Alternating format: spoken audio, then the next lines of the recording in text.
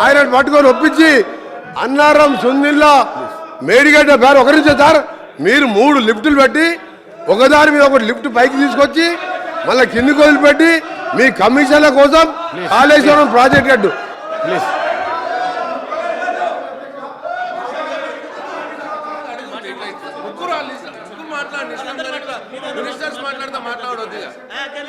హరీష్ రావు గారు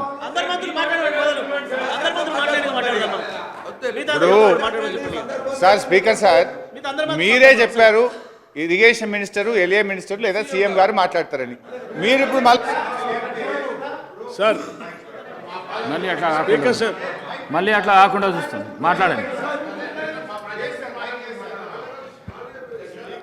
speaker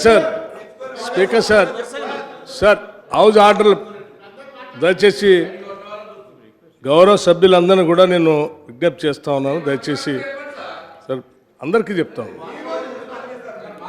sir అధ్యక్ష, ఈరోజు రాష్ట్రానికి సంబంధించినంతవరకు నీటిపారుదల రంగంలో జరిగినటువంటి అవకతవకలు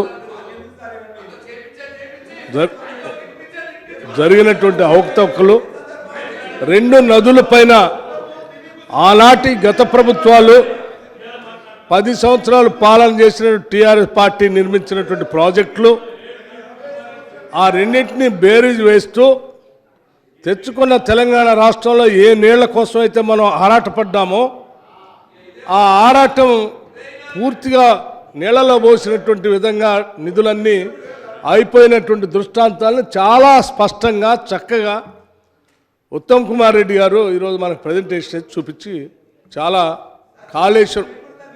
కాళేశ్వరం అధ్యక్ష ఆడ కాళేశ్వరం చూస్తూ ఉంటే ఏంటి అధ్యక్ష అసలు నిట్ట నీళ్ళనే ఇట్లా చీలిపోయింది అధ్యక్ష. అక్కడ పిల్లరు కనిపిస్తూ ఉంది. నేషనల్ డ్యామ్ సేఫ్టీ అధికారులు వచ్చి మేడిగడ్డ ఒక్కటే కాదు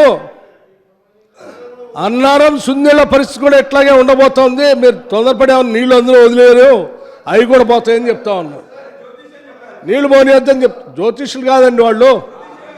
ఒక్క నిమిషం సార్ ఒక్క నిమిషం.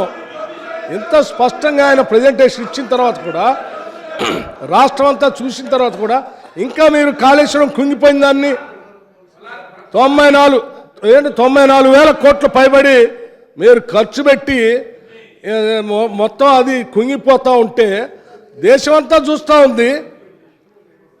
డ్యామ్ సేఫ్టీ అధికారులు వచ్చి చూసి మొత్తం అంతా విశ్లేషణ చెప్పారు. అయినా ఇంకా సమర్థించుకోవడం కోసం ఎట్లా ప్రయత్నం చేస్తున్నారండి?